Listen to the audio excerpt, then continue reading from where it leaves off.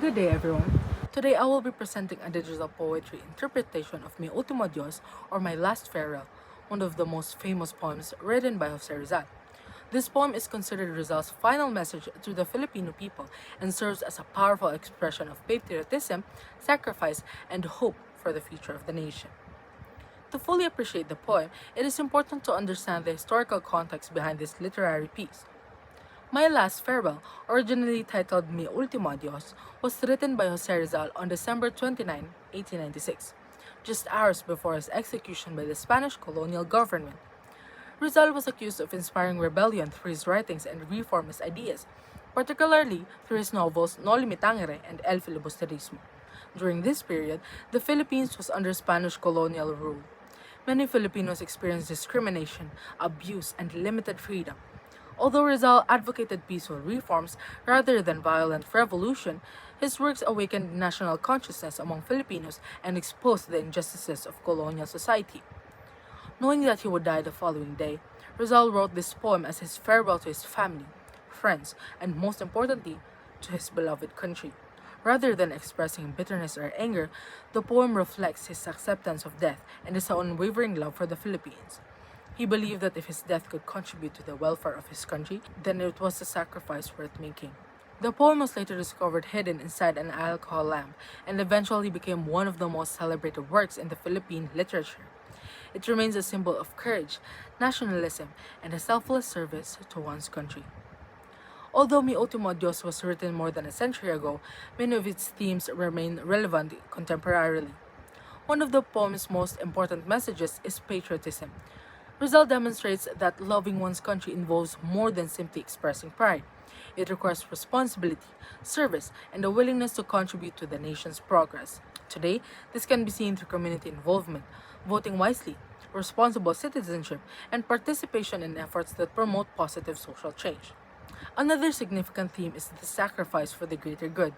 While most people are not called to make sacrifices as great as Rizal's, the poem reminds us that meaningful change often requires dedication, perseverance, and a commitment to helping others.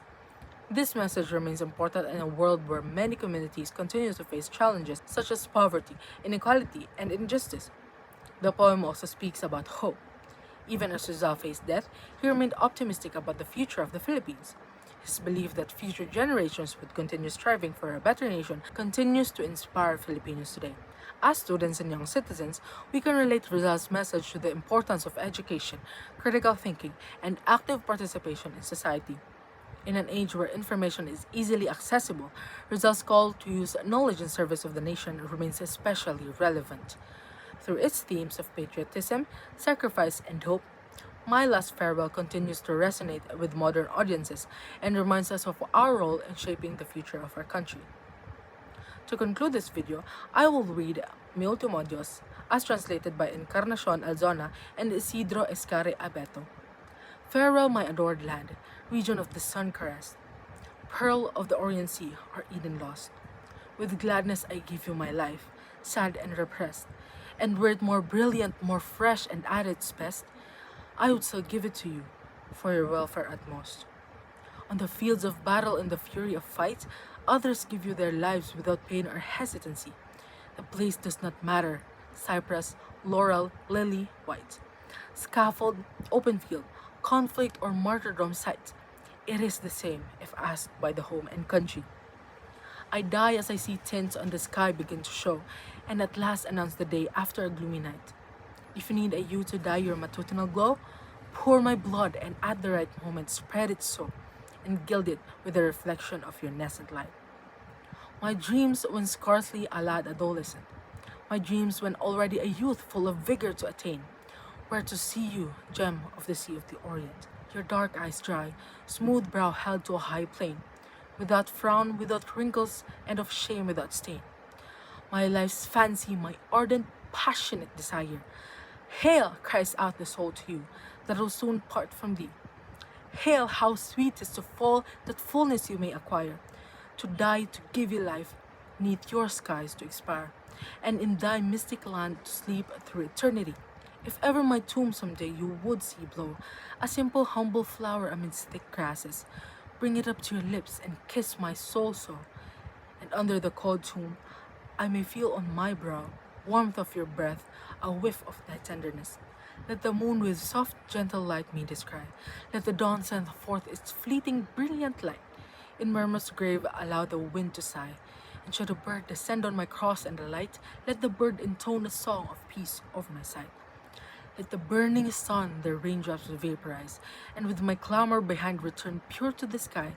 Let a friend shed tears over my dearly demise, and on quiet afternoons, when one prays for me on high. Pray too, O my motherland, that in God may rest I.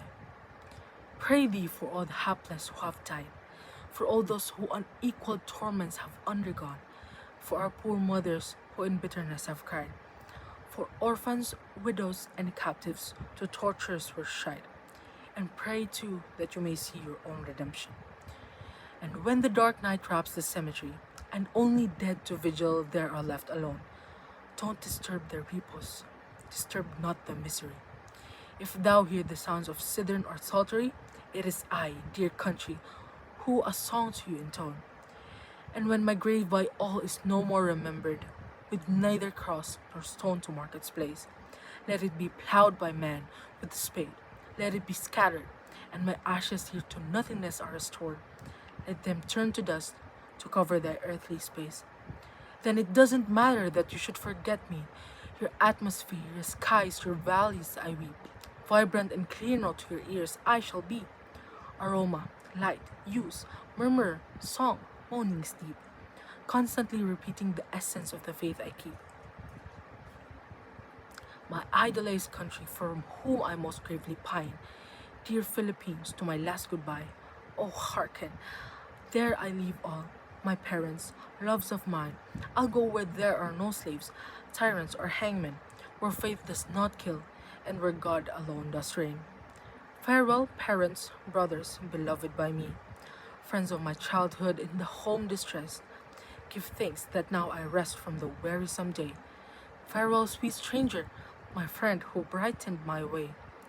Farewell to all I love. To die is to rest.